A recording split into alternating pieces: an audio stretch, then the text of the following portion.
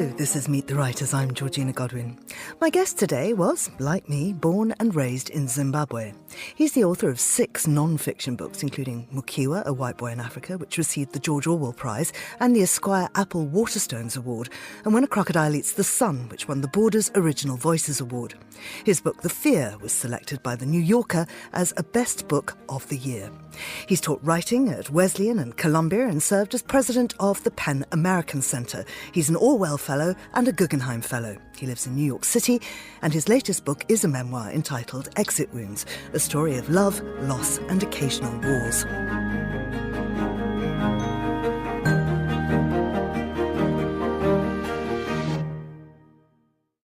Peter Godwin, welcome to Meet the Writers. Thank you, Georgina. Thank you, Georgina Godwin. Yes, I expect the listeners have probably made that connection. Peter Godwin is, in fact, my brother, and it's really wonderful to have you here across the microphone from me.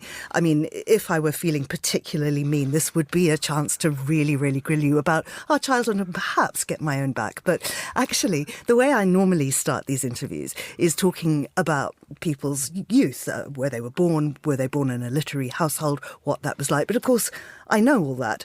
To a degree, you're a little older than me, and so we had a kind of separate childhood in a way. And I think it would be really interesting, particularly for me as well as our listeners, to hear what that was like as a small boy growing up in rural Zimbabwe. Yes, I think there was a kind of schism in the family history, as it were. And when I was born and grew up in the Eastern Highlands of what was then Rhodesia, in a very, very remote area on the Mozambique border, our elder sister Jane and I were sent to boarding school very, very young. And it was a very sort of odd, pioneering, remote existence in the bush. And eventually, when you came along, somewhat of a surprise, I think, to our 43-year-old mother at that point, given that she was a doctor, there were no excuses. But Jane, our older sister, who was in many ways, I think, certainly even to me and definitely to you, almost more of a mother than our actual mother, who was always out wearing a white coat with a stethoscope around her neck, smelling of disinfectant, that Jane was almost more of a mother or maternal figure to both of us. And she commandeered me as part of a delegation. I was about 7 or 8 and went to Mum and said, listen, you can't do to Georgina what you did to us, which is essentially just sort of park us and walk away and do what she was made no bones about, which was her life's work, which was being a doctor, the only doctor in I can't remember how many thousands of square miles. And it was absolutely clear to us that that was her priority. And oddly, at the time, I don't remember resenting it. I remember being proud of her and thinking that she was this incredibly important figure and how much respect she commanded in the community. But I do remember one of my first memories, in fact, when I must have been like 3 or 4 or something. I remember her going down on her knees so that our eyes were level and saying to me that what she really needed me to be was a big boy and to sort of be independent and do my own thing. And of course, as a child, you want to do what the parent asks you because you think that's how you're going to get them to love you. And of course, that was basically the last time I saw her because, I tried to do all that. But in a life as long as the one that she was ultimately fortunate to have, we talked about it. In fact, in this book, I've discussed that, and I talked about it with her, and it was kind of, interesting, to have the chance much later in life. But there was a kind of sad symmetry in a way, because I think I spent the first 10 years of my life trying to get her attention, and she spent the last 10 years of hers trying to get mine. You talk about your childhood in your first memoir, Mokiwa, and we learn a lot about that, and you revisit that in Exit Wounds. And one part that really, really affected me was the small boy writing from boarding school, where you had to go very early because of the war. There was no way the parents could do that commute. Begging for Valium. It was strange. The way you block things out. And, I always knew there were things that you have the power to block things out, but I didn't realise it could be that kind of complete. And when Mum died, as you recall, we found a sort of trove of letters that I had written home from boarding school. Only a couple of ones from them back to me, but all these little letters. And you can see the the first ones are in sort of pencil in kind of ransom demand kind of capitals, all misspelt. And then eventually they become cursive and they turn to biro pen and whatever. The letters are basically sort of, we were forced to write a letter a week, I think it was, and they're sort of fairly bland, but they're always asking, when are you going to come, when are you going to come, and when are you going to come and visit? And then I discovered these ones referring to Valium and saying, my supply of Valium is almost out, please send more.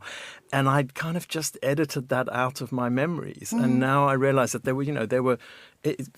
for some years, I was on Valium as a really small child, just to kind of cope with boarding school. And the letters were written so long ago that when I read them after, the passage of God knows, 50 or 60 years almost, it was like they were letters from my childhood self to my adult self. It was like they were from this little boy who it was reaching across the decades to me as an adult. And of course, as children, and indeed even as adults for some time, we had no idea that there was this history of depression in our family, but it was circumstantial because of what happened to our father. And now that's something you reveal in your second memoir, When a Crocodile Eats the Sun.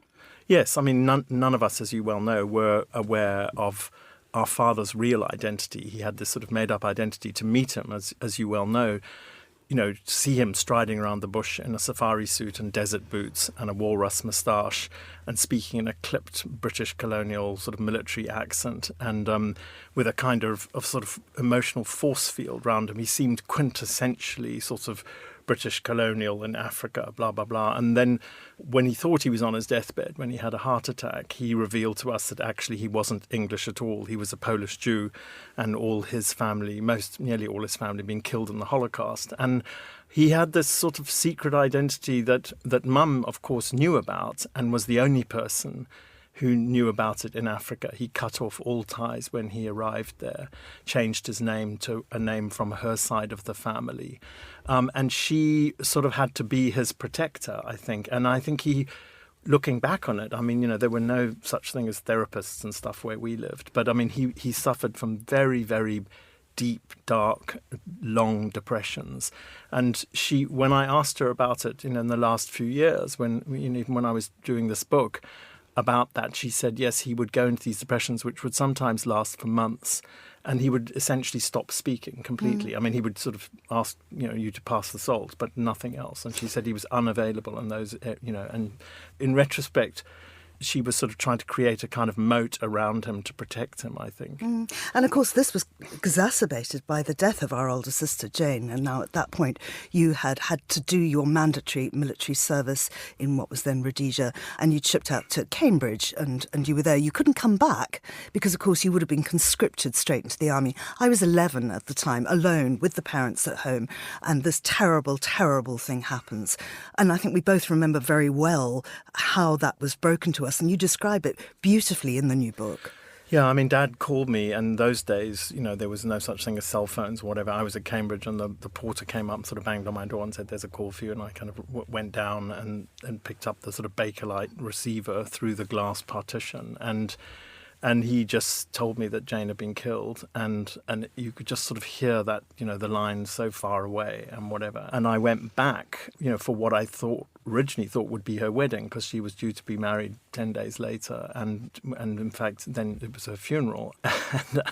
and they did reconscript me. They put me back into the military for the 2 months or something I was there. So, but I think that for our family, that was the sort of, BC and AD. I mean, there was a seismic kind of line in the family because they sort of closed down. Up until then, they'd been young, vigorous, middle-aged people, full of life and things. And they'd moved into the city by then, and suddenly the light went off behind their eyes, and they never fully recovered. And my first memoir, Makiwa, I realise now that its main purpose for me and for the family was that because we could never discuss Jane openly, we just couldn't. We weren't that kind of family because of, the way Dad was and whatever.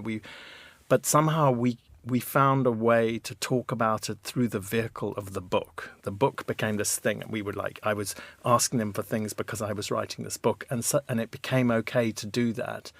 And it was this sort of artifact that we used, this bridge, if you like, to actually discuss what had happened. And of course, we shouldn't forget the circumstances in which we lived, that this was a country for the first few years of our lives at war. Zimbabwe became independent when I was 13, I think. And then there was this fantastic period where it felt, there was a lot of kind of hedonism around. Everybody was coming back. The country was booming. What we didn't realise was that there was an enormous massacre underway. And that's a story that you broke as a reporter for the Sunday Times. Yeah, there was this extraordinary honeymoon period where we all came back, and we came back from different parts of the world, and people coming back from who'd been educated in the Soviet Union and in East Germany and all sorts of places, from England, America, all over the world, different races. And there was this great thing that we could show the world how this new multiracial state would be, and it would be, and people forget now, because it's been a failed state for so long, just how extraordinary Zimbabwe was in the early 80s, and it's an extraordinary potential with the most literate people in Africa, with the mixed economy, etc., etc. I mean, it was poised for an incredible launch, and then Mugabe, in fact, decided to turn on his political opposition, who drew their support mostly from the southern Ndebele people, the Matabele people. And I was trying to finish a PhD then, and on Zimbabwean history, recent history. And to make ends meet, I was working as a lawyer, and so I had represented a lot of the generals from this southern grouping, ZAPU. And they'd been accused of high treason, and we got them off, and they were rearrested, ironically, under Ian Smith's emergency regulations.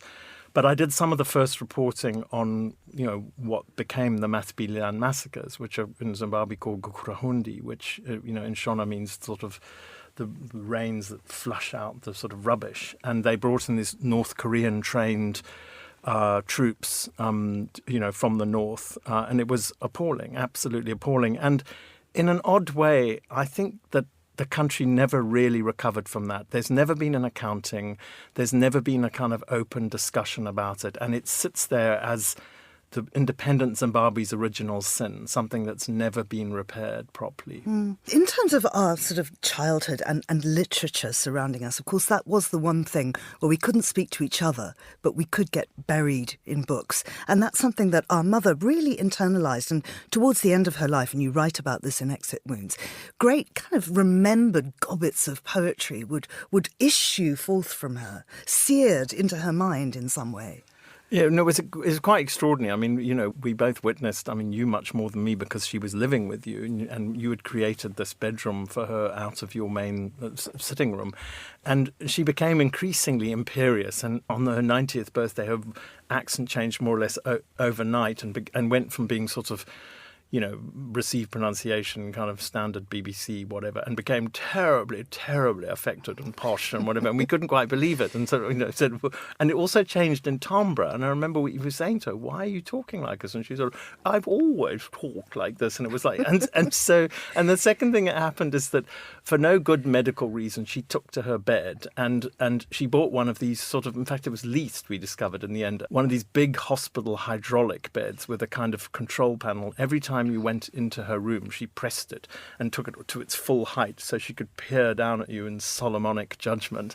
And the other thing that happened was that her whole life she'd been very sort of conflict averse and enormously tactful and diplomatic, and now she suddenly lost all of her fear of conflict. She wasn't conflict avoidant at all, and she became very outspoken, as though any thought that came through her head could be verbalized. And often they were very rude, and often towards me. And it was kind of funny. I mean, and as you say, she could suddenly recall these great gobbets of poetry that she'd learnt, in her classical education in pre-war England. And she'd start spouting verses, stanza after stanza. And I became like this Shazam of poetry, trying to track down these things. And it was quite, and it was sort of quite fun. I think when I came to visit her, I would always sort of, be over-solicitous because I was guilty that I wasn't here most of the time. But it was very funny. And I remember you and I having a conversation once when where her eyes were closed and we thought she was asleep. And we were talking about this whole compendium of poetry. And we were sort of not seriously saying we should put them all together as a sort of anthology and call it Poems to Die By. And Mum, who had her eyes closed and we thought she was asleep, just corrected my grammar and said, Poems by which to die. And talking about accents, of course, she had a thing about your accent. Oh, my God. And I'm just going to get the one sisterly dig in. But listeners, you need to know my accent is so much more refined than his. Well, no, I'm proud You're of a real Zimbabwean. I'm proud of my Zimbabwean accent, and I won't change it. And also, 25 years of being in America doesn't appear to have dented it either. So. Well, of course, because what you did then, after that, Zimbabwe clearly didn't want you there. You'd written about this terrible thing that was going on. You were expelled from the country, and I remember that very clearly as a teenager, the police coming to the house going, where's your husband? And I'm in my school uniform. I'm like, I don't have a husband. I'm 15. But they were after you and you had to just get the hell out of the country. You came here to Britain, very successful journalist working for the Sunday Times. You were Eastern European correspondent, Southern Africa correspondent, various other big jobs. Then you went to the BBC where you presented some documentary television shows. And then, of course, ended up in America where you really started writing seriously. By the time you get to this book, this is now really your fourth memoir. And I think it's really interesting the way that you describe what a memoir is, particularly from your background of filmmaking. Yeah, it's a little embarrassing to say I've written 4 memoirs. I suppose technically 3 insofar as the third one, the one before Exit Wounds, was mostly about a trip that you and I took back to Zimbabwe in the 2008 elections, which were the ones that were wreathed in violence. They had to be redone because they were too close, and there was Mugabe basically launched a kind of campaign of industrial scale torture. So that was sort of more journalistic. We did it to a soundtrack of ABBA. Yeah, it's true. The only thing that kept my spirits up in a very dark time. But in Exit Wounds, I find that I use I write first person nonfiction. I draw a distinction, and I teach this. I teach writing oddly. I know, but sometimes it feels odd, but I do. And I try and make a distinction between memoir and autobiography. And I feel like with autobiography, usually people are famous or they've done something extraordinary or whatever. And I use a televisual metaphor where in autobiography, the author is in front of the camera, is on screen, as though they were sort of a TV reporter doing a stand-up. And if the camera operator were to jog the camera away from them, they would move to be still in the screen. Whereas in a memoir, the camera's on your shoulder and you're pointing at where you want. You're being subjective and you're recording the soundtrack saying, check this out, look at this, look at that. But you're not trying to inhabit the screen the whole time. It's just you're telling a story of things as they seem to you. And I feel there's something kind of honest about it because the reader can see you. You're not trying to write in a kind of voice of God, third person, where you're sort of handing down tablets from on high. You're just saying, this is what it seemed to me. They can see who I am. They can see how I grew up. They can take with a grain of salt. They can do whatever they want. And it's partial and subjective, but it's how it felt at the time. And I feel like that's why I've tended to stay in that. But I think I'm done now. I'm done writing memoirs. That's it. I'm done. Let's do a big thriller together or a musical and make lots of money. That would be a fine thing. Just talking about the way you look at this and the way you construct it, though. Readers of Monocle magazine will know that there was recently a piece I was interviewed talking about home, and I compared myself to a tortoise. My home is on my back. There is really nowhere that I can call home. And this book really is about you looking for home too. This book is organised thematically, and there was a wonderful essay by David Foster Wallace a number of years ago in which he went on a cruise ship, and it was entitled A Supposedly Fun Thing I'll Never Do Again. And writing a book that's connected thematically is, for me, a supposedly fun thing I will never do again because it's infernally complicated. And I don't want to sort of be over technical because I think if a book does its job, you don't see the kind of the conceits and the way that you've constructed it. But it is what I ended up doing was there's a sort of curtain rail across the top of the book, which really follows Mum's last year, slightly compressed. But It's the sort of last year of her life, and that's really the main chronological ligament. And hanging off that curtain rail are these discussions about home and belonging, about being an emigre, about being in exile, about family, about that kind of spiritual hinterland. And they are all connected to each other, and that's the sort of main body of the book. In fact, that's sort of it's a kind of reflection on all of those things. And in the course of it, my marriage ends, a long marriage ends, a relationship that was more than 25 years ends. My kids kind of grow up and leave home, and mum dies. So, all of in a sense, these big pillars to my own identity all start to wobble at the same time. And I'm living in New York, sort of thousands of miles away from where I ever expected to be. And so I have to kind of completely recalibrate. Do you remember those old style GPSs? When you went wrong, they would stop and say recalibrating. I felt like that was what I was doing. So being not quite an Englishman, I don't know what you call yourself in New York, an alien in New York, to quote Sting. Tell me about how that feels and how people react to you. I mean, even the way you say your name is difficult. Well, Peter is a problem because it's got a T in it, but actually it has a D in it in American. So it's weird. I mean, when people say, "Oh, you live in America," I feel like I should correct them and say, "Not really. I live in New York. It's kind of an offshore island of America." New York, in many ways, is the high temple of diversity. It's a city it's completely made by immigration, and it continues to be. Waves of immigrants are what make the city what it is, what gives it the energy that it has, what gives it, a kind of, I can't remember the huge diversity, how many hundreds of languages are spoken by a number of people in New York. It is strange because, in any given day in New York, I might be asked 5 or 10 times by receptionists or, cab drivers or, doormen. They hear me talking and they say, "Oh, where are you from?" And they don't say it in a mean way. They don't say like, "Bugger off home." I mean, they're just saying, "Where are you from?" But the odd thing is that, if you get asked that 5 or 10 times a day, each time someone says, "Where are you from?" what they're also saying is, "You're not from here."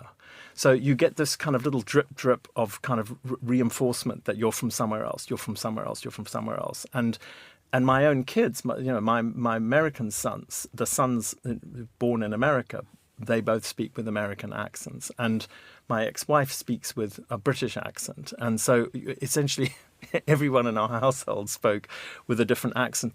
But there's an aspect to this book which is also a love letter to New York, which is that where I sort of realized that insofar as I'm not living in Africa, and there'll be something in me forever that is, that yearns for Africa. And I don't want to sound sentimental and silly about it, but it's where I grew up, and it is in a way a kind of the North Star in a way, even though it's in the South. But New York is sort of, I feel like it has such diversity that I can it's the closest place that I can probably fit in without, and it is an extraordinary place. I mean, it's sort of cacophonic, kind of weird, Babel, but I guess it's kind of now it's my home. I mean, I've been there for a quarter of a century.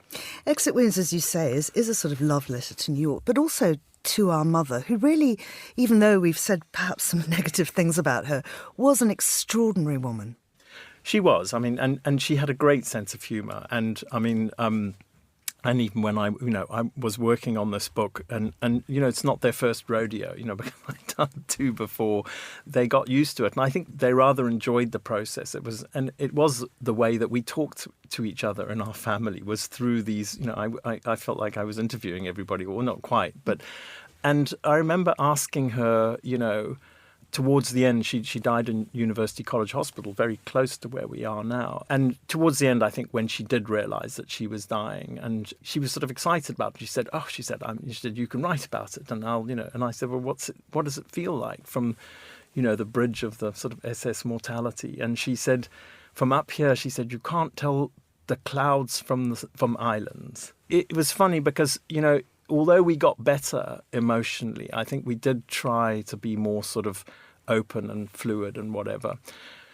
I remember, she never really said, I don't ever remember her telling us, or certainly telling me that she loved me. She wouldn't. That's not what we did in our family. And I remember trying to hug her once and feeling her sort of just get completely sort of rigid. And then she tapped me on the back like she was trying to burp a baby. It wasn't, she sort of didn't know what to do. And when she was very ill, right towards the end, she beckoned me to her bed as I was leaving, and she said, "I want to tell you something." And I said, "What's that?" And she drew me close and she said, "I find you don't annoy me." And then she paused and she said, "Most people do." And those proved to be her last words. She died that night. And I know, for us, we both know what that meant. It's code for "I love you," but right to the end, that's who she was.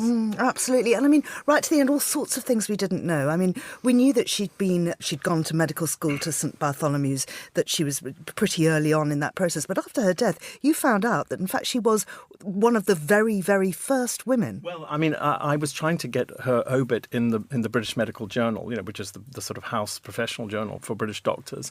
And they have a very particular format that they want. They need to know what year et cetera, et cetera. So, and I didn't know all the details, and I got in touch with Barts and said, this is who she was, and she said she was one of the first and whatever. And they wrote back to me and said, no, she was in the very first. There were seven women trainee medics, doctors let in that year. It was just after the Second World War. So, yeah, something she'd never really made clear. So she was a pioneering doctor. And when she came to Africa, it's sort of even more so. There were very, very few women doctors there. And I think she was an astonishing role model for a strong, independent woman. And I think that affects us, even, I mean, there's the emotional side and whatever, but there's also that big positive side, I think. Absolutely, absolutely. I'm going to be slightly self-indulgent now, because I think listeners are quite keen to know how I respond to the fact that you have been writing about my life and the life of our family for most of my life.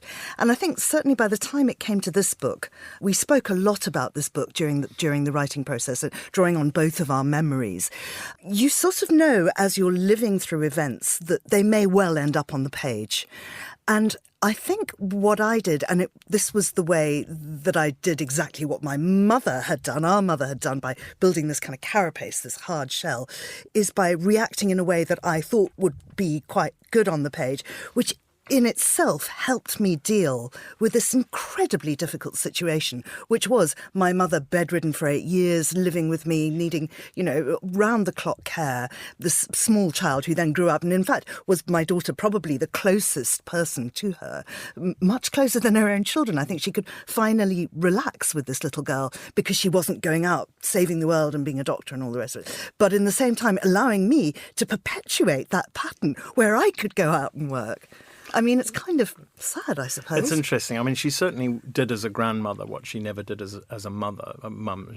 She was much more of a mother to your daughter, to Xanthi. And I think that it's interesting, though, when you write a memoir like this, what you think is going to be important in real time as you go along often ends up not being the thing. The alchemy of writing is mysterious and odd in that you discover small moments, quiet moments, the moments that aren't pushy and stage hogging become the moments that actually survive in the writing process, which is interesting. And I think Mum was those last years, when she was in her room, and she never really recovered from leaving Africa. I think it was too late for her to start again. And eventually in those last, I can't remember how many years now, when she moved into her room and we asked her what she was doing, and she said, "I'm latibulating," which means to sort of retreat into a corner and wait for better times. And she didn't really recognise England, I don't think. She hadn't really been here for so long, and it seemed, she seemed slightly confused by it all. But she never lost her sense of humour. I mean, she was great company right until the end. Absolutely. And this is the end of this. I'm so sorry but the thing is, of course, you and I can carry on talking about this ad infinitum. And people can read the book at the moment in Britain and in Australia and in South Africa. It's published by Canongate. It's coming out in America at the very beginning of April. Yeah, we decided to wait for the elections, and then I had changed publishers, so there was a little delay. Monday, so it comes out at the beginning of April. And America, it's published by Summit, which is part of Simon & Schuster. Right. And of course, in the meantime, American readers can get it on Audible, and they can also order it from West End Lane Books, where they can get it dedicated and signed specifically to them. Peter Godwin, it feels kind of odd to say that, doesn't it? Peter Godwin, thank you very much indeed. Exit Wounds is out now, and you've been listening to Meet the Writers. Thanks to my producer, Steph Chungu. You can download this show and previous episodes from our website or wherever you get your podcasts. I'm Georgina Godwin. Thank you for listening.